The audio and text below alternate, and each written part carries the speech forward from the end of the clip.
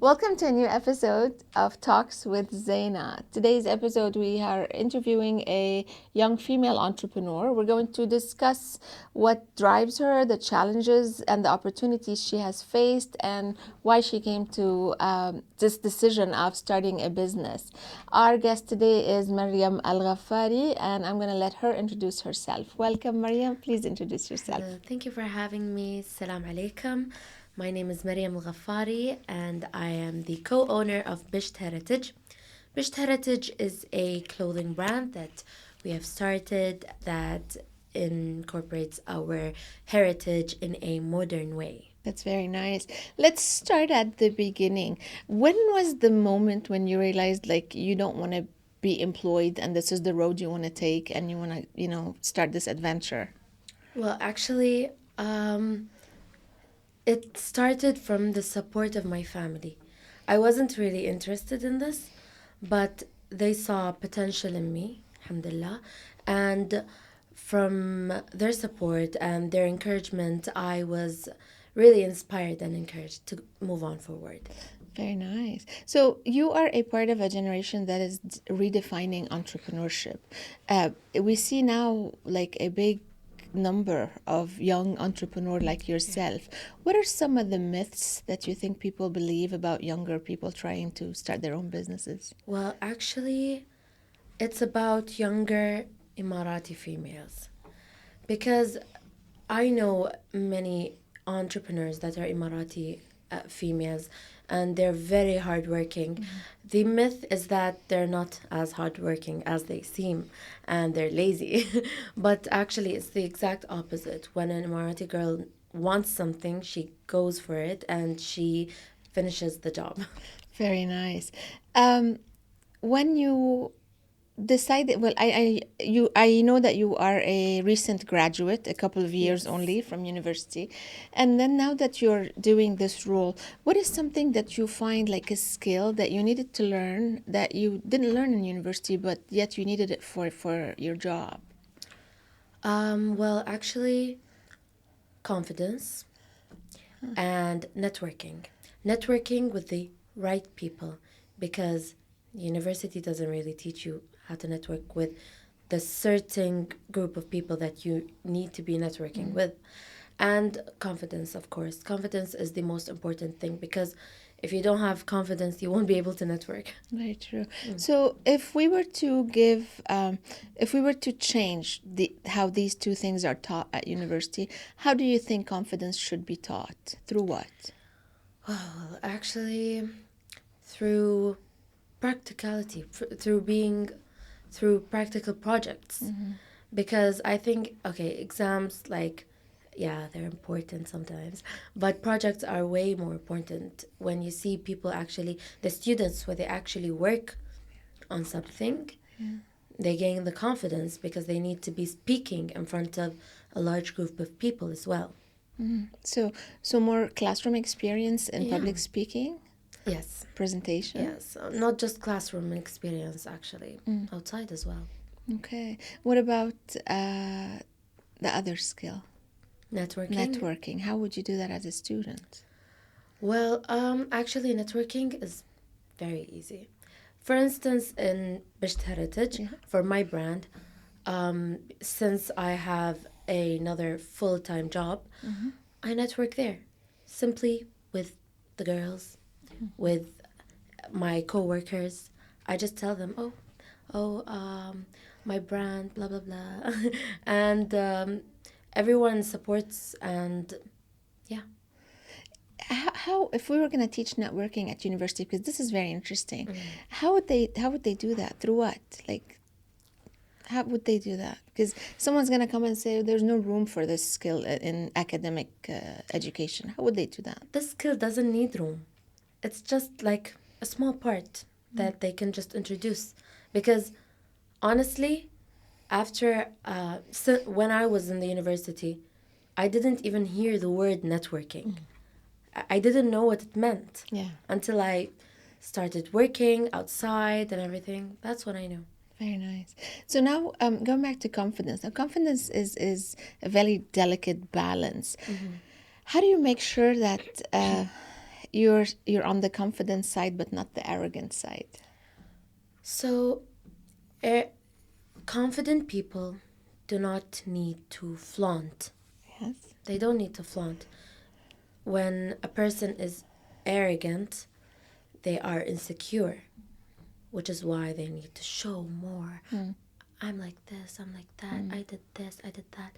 But confident people, it just shows because from the way they speak, the way they act, what they actually do, they show people their accomplishments instead of speaking about them all the time.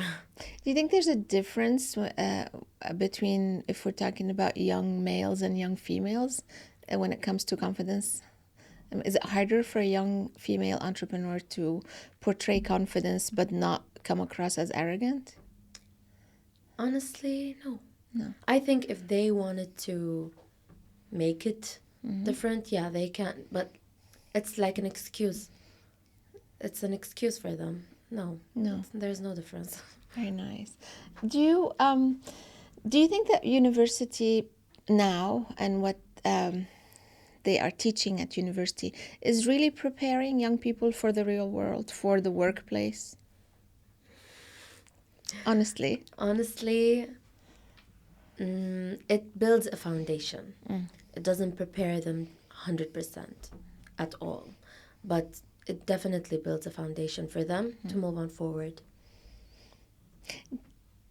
Again, I go back to, do you think that this is the same for young female entrepreneurs as young male entrepreneurs? Are they showing you the way ahead, or are they? No, it's not. No? Because in our culture, it's Yeah. different also for us. It's harder for females. Yeah. Yeah, because I think sometimes females are not taken seriously as much as males. But now, definitely, Emirati females are very strong and they demand respect. Very true. Yeah. All right. Now, with the changing world and the changing culture, absolutely. Now, entrepreneurship also is a constant change. How do you push yourself to learn new skills on the go because your job demands it at this time? Experience. As you move forward, you experience new stuff. You fail sometimes. You get up. You go back again. You fail again. You get up. And that's just the train. That's just how it works. So what are your thoughts on failure? Failure is the reason we move forward, is the reason we are evolving. Because without failure, we won't be learning. But then why is it so hard for some people to accept failure? Especially younger people, they have a hard time with this. Because it's a hard thing. Because it's just hard. Because especially for young people, it's just they haven't experienced it as much. So it's just hard to accept. Okay. What advice would you give younger people who are facing failure now to make them accept it in an easier way? Just don't stop. Even if you're moving forward in small steps, teeny tiny steps, never stop. Just move forward. So this is very courageous. And so moving on to courage, what's the scariest decision that you've taken when it comes to your business, and how did it come out? Not knowing, of course, before you took the decision, what was going to be the outcome? Well, actually, since I'm the co-owner, I joined later on. Okay. And I wasn't really sure if I wanted to because I have a full-time job already. And it's hard to manage my time between my job and my business. But actually, I'm very glad that I did join because it opened many, many doors for me and for our business, of course. How do you balance your time between a full-time job and a side personal business? I just have to. Yeah. I have to. So, alhamdulillah, my job is not very, very stressful. Okay. And everything in my job is going smoothly. So this helps me focus on other things in my life as well. And it doesn't really take much time of my day. So between a job and a personal business, does that leave time for other things in your life, like maybe how do you work on yourself to grow, to improve, to upskill? I always have time for myself. I think if I didn't have time for myself, I wouldn't be able to perform as well as I perform in other stuff. So I have to make time for myself. Yeah. So let's talk about advice. Now, everybody has opinions, and I'm sure that you've heard so much advice, especially as a young woman. People like to give advice. Yeah. What is one piece of advice that you got that you felt was not very helpful? Not very Yeah. helpful. To try to do something different and unique. Actually, our business is like Bisht Heritage is a simple clothing brand. Simply. We didn't need to, yes, the idea may be a bit different, but isn't that complicated. We don't need to complicate things in order to win. Yes, or to Yeah. stand out. Yeah. So, how do you decide which advice to take seriously and which advice to just kind of ignore? The most important advice I get and the main opinions that I rely on are my family's, because I'm building this legacy alongside my brother, of course, for them, not just for me. So they're the most important people in my life. So, the family advice is the Yeah. one you always take. Yeah. Okay, very nice. Let's talk about rules. Now, there are lots of rules in the business world. And what is one rule that you have broken on purpose?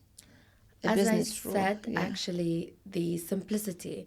Yeah. We didn't complicate things. We just made a simple thing that actually worked for us, alhamdulillah. And did you guys have a hard time making that decision? We didn't have a hard time making it. It was just time. We had time making it. And Okay. me and my brother, of course, we always asked each other's opinions on stuff. So the way the business actually started, the way I joined, is that whenever he does something, he comes to me. He's like, "Do you think this is good? Do you think this is good?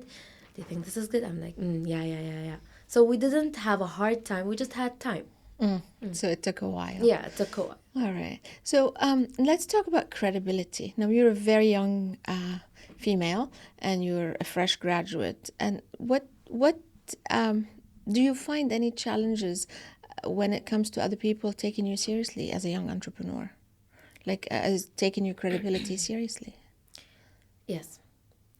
Yes, actually, this happens everywhere, even in work, in business, because they think since we're new to this, it's easier to just not take us as seriously. But if if the entrepreneur knows the rules and knows how to handle themselves, they demand respect. Do you think that no, because you are partners with your brother? Do you think people take him more seriously than you? Yeah. Why? Actually, it's not about them taking him more seriously than me, because, mashallah, he's very, very outspoken. I'm outspoken, but he's very, very passionate about this business. It's like his baby. Yeah. Yeah. I joined in later, so he's like, this is the most important thing to me. When he speaks, I think people see his passion Okay. through his words. I think that's why they listen to him more than me. I don't really think it's a matter of seriousness. Oh, okay. Yeah. All right. So, as someone who is very busy, right, with all the things you've been telling us about, how do you find the balance between being busy and being productive for you personally? Like, what's the difference between being busy and being productive? Being busy, um, it's being busy with work. It's like doing something that you're not really, like, you don't really have your heart in. But being productive, it's different. It's a mixture of doing something that you know this is gonna build your future, and also joining in something that's for you. So, as you guys grow and your brand grows, how do you make sure that you stay authentic to the brand? Because your brand is an authentic brand, Yes. and it has a solid, identity. Yes. So, how do you make sure that you stay authentic to the brand and the pressures of expanding, but staying within that authenticity? Yeah. So, whenever we speak about our brand, about Bisht Heritage, we always have the same ideas to speak about. We don't change them, we don't add stuff. And about the products and everything, it's always down the same line, down the same. We think about our customers.